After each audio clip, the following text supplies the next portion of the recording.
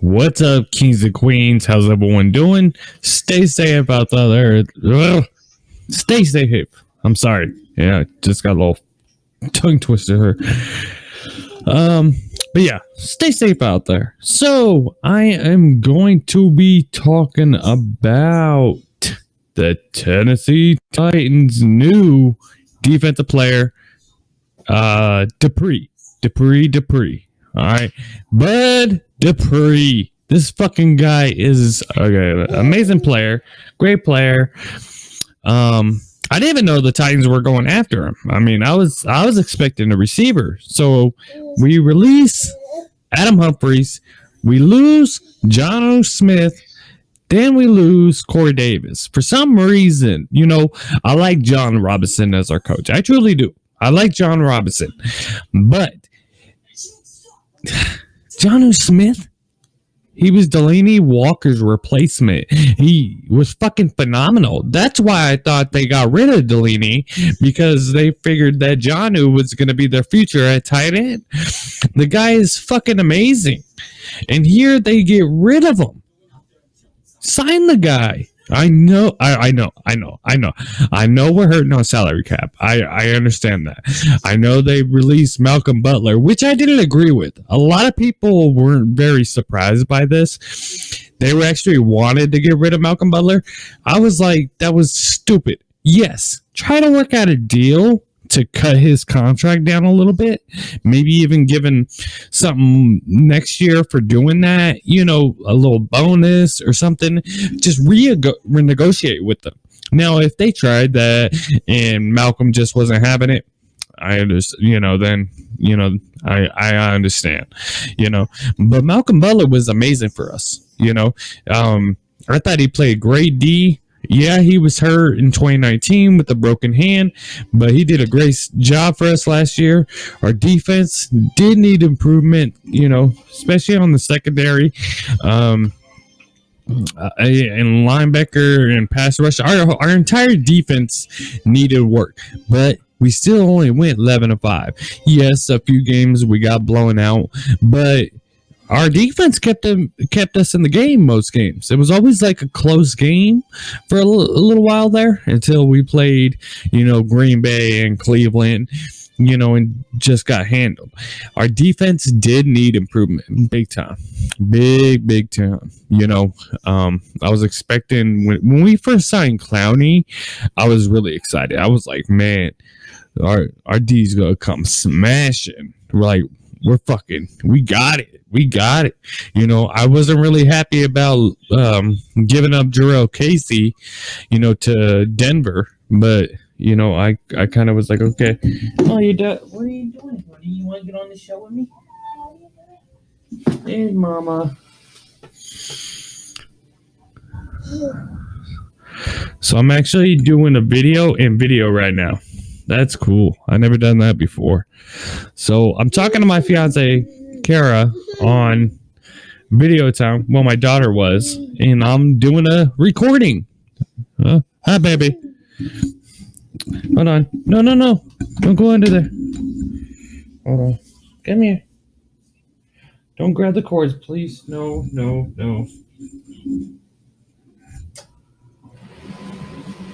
Hey, baby. Talk to mama.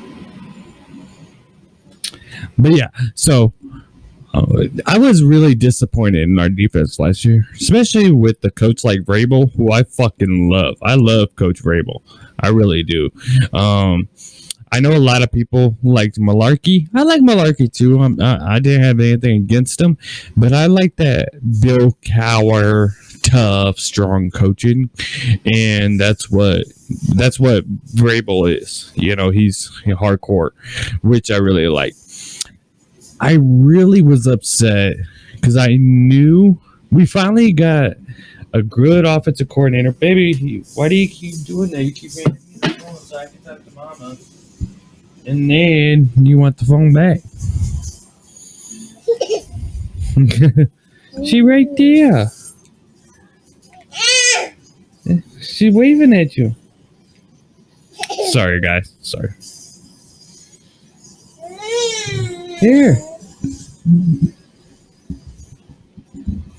But yeah, I was really disappointed in our defense. And it's like we finally get an offensive coordinator, finally get a good one. We finally keep one, and of course he becomes the new head coach for the Atlanta Falcons. Now I can't blame Arthur Smith. I was also watching that podcast called Bussin' with the Boys. Shout out to them. No free shout outs, but shout out to Bussin' with the Boys. I'm actually a huge fan of that show. I like it a lot. I really do. They got a good podcast. I gotta give it to them. But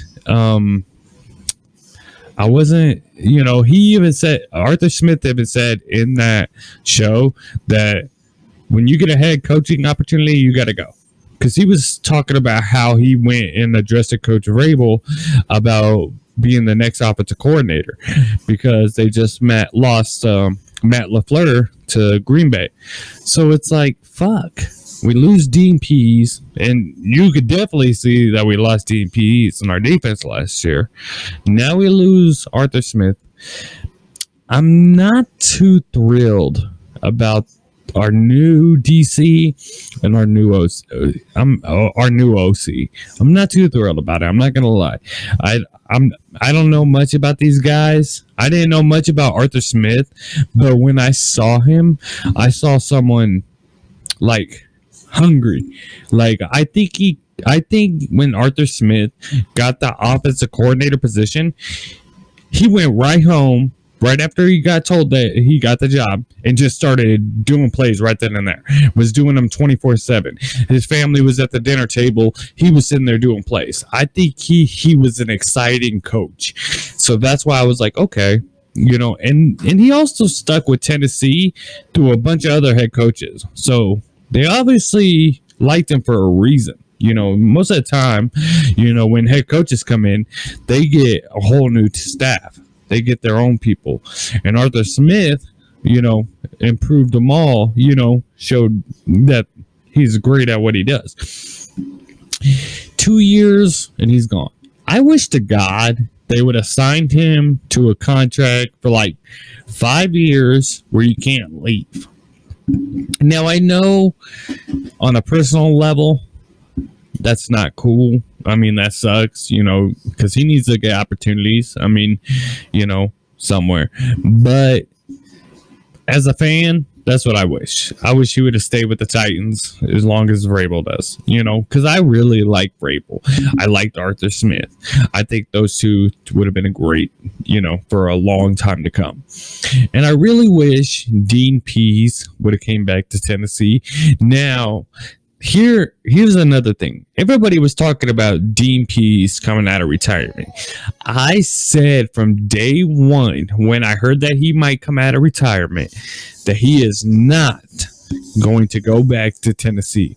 Even though he made it clear that he watched all the Titans games last year. He watched every single one. He even went to a few of them and all that. But I knew he wasn't going to go back to Tennessee. And then when I heard Arthur Smith was reaching out to him, I knew he was going to go with him. I said it right away on one of my videos. I said, when I brought up NFL, I said, Dean Pease will go to Atlanta Falcons. He's going to go with Arthur Smith. Watch. Guaranteed. If he comes out of retirement, because I don't think he was all the way out yet. I said, if he comes out of retirement, he's going to Atlanta. He's not going to come back to Tennessee. And I don't know why, but personally, I don't think he likes Vrabel. I think he likes them because they have a history together and stuff, but I don't think he likes them as a coach or working for him. I don't know if something happened or Vrabel and him got in arguments about play calls. I don't know. But I think there was a reason why he left, because he was only out one season before he wanted to come back, and he retired. When he retired from Tennessee, he didn't even tell anyone. He went to the press conference and was like, this is it. I'm retiring, and it really hurt us. You could see the difference, really, But supposedly, our new DC was actually our DC last year. He just didn't have the title. He was actually doing our play calling. So I don't know. I don't know what, but I'm very worried about the Titans this year. I'm not gonna lie. We lost a lot of key players. I thought Malcolm Butler is gonna come back and hurt us. I think Corey Davis is really gonna come back and hurt us. I know Tannehill really liked Corey Davis. I know he connects a lot with AJ, but I think he spent a lot of time, personal time, with Corey, and practicing with Corey. He had that relationship with Corey, and a lot of people don't know this. Corey almost got his 1,000 yards. I don't know what happened the last game. Unfortunately, he couldn't go back in. I don't know if it was personal, where he was, or Vrabel didn't put him back in, or he was hurt. I don't know, but the last game of the season, Corey could have probably got his 1,000 yards, but for some reason he didn't go back in. I am really worried about this coming season. I really am. Last year, after, I was hyped. I was like, man, we just went to the AFC Championship. We got Clowney. Our defense, we lost Casey, yeah, but I think we can still do something. Let's get together. I was very upset that we didn't bring back Logan Ryan. I was really upset that he was the one person that I really, really wanted to come back. Of course, I wanted Derrick Henry. I know there was talks of Brady or Tannehill resigning. I was really hoping for Tannehill. He came in, proved it, did a great job for us, and he could be a quarterback for the next couple more seasons. He could still play for, another 7-8 years, I think. Brady is older. Yeah, of course, he just proved everyone he could still play like he's 25, but at the time, I was like, I'll take Tannehill over Brady. He did have a better season, blah, blah, blah, blah, blah, blah, blah. But, of course, Brady smacked everyone in the mouth with another ring. So he just went, that's how he put it on. Just the new Super Bowl ring right there. I don't know. But today, my 33rd birthday, and I started FA, free agency, baby. Now, last year, we re-signed Tannehill and picked up, a couple players in FA. So I was expecting John Robinson to make some noise. John Robinson, when he came in, I didn't really know much about him. I did like his work history, but I didn't really know who he was. But then he brings in Logan Ryan, Malcolm Butler, Kenny Vaccaro, Roger Stafford, our offensive guard, whose name is Roger. Adam Humphries. So I like what he was doing for Tennessee. I was like, man, he knows what he's doing. I like this guy. And one thing the Titans never used to do back when Jeff Fisher Day and Mike Munchak Day, they never spent money. They never went out in free agency and gave someone $60 million. They didn't do it. John Robinson does it. So that's what we need. We need someone that's aggressive like that. I don't know who the GM was before. I can't remember his name. I think it was Webster. I can't remember. But he was horrible. Yeah. We got Randy Moss at one time. Back in 2010, I think it was. Yeah, it was in 2010. That was the only time we picked somebody up. But that wasn't in free agency. That was in the middle of the season. But we never did that. We never went out in free agency and spent money. Now, I know they were willing to when Peyton Manning became a FA in 2011, 2012. We had Matt Hasselbeck, yeah, but they didn't give him a bunch of money. So, they just never used to do that. John Robinson comes in, Malcolm Butler, Logan Ryan, who else? I can't, Adam Humphries, they draft Corey Davis, he's an aggressive GM, which I love. Then, unfortunately, we lose Mike Mularkey, and that was John Robinson. Mike Mularkey was not John Robinson's coach. He just wasn't his coach. He didn't hire him. I know he gave him that 1-year extension. I think that was John that did that for Mularkey. I think it was. But it just wasn't his guy. He wanted to bring in a Super Bowl team. And Mularkey, I know a lot of coaches liked him. Like Derek Morgan loved him. He said that was his favorite coach. Out of all the coaches Derek Morgan had, because he went through Munchak, Wisenhunt, who else? He went through, God, I can't remember the other one. Mularkey, Vrabel. He went through all the mics, pretty much, and he said Mike Munchak was Mike Mularkey was his favorite. He had a meeting, like a leadership team, like they had like 3 or 5 players, and they would have a meeting with the coaches, and he loved it. He really did. But Mularkey wasn't aggressive. He was the type of guy that was like, hey, how you doing? You need Vrabel that's like, get your ass in that fucking locker room. Go put on the helmet and hit somebody, you little baby. That's what the Titans needed. Discipline. Yes, with Mularkey, they did go to the playoffs and win a playoff round against Kansas City. Mariota and Mularkey had a great relationship.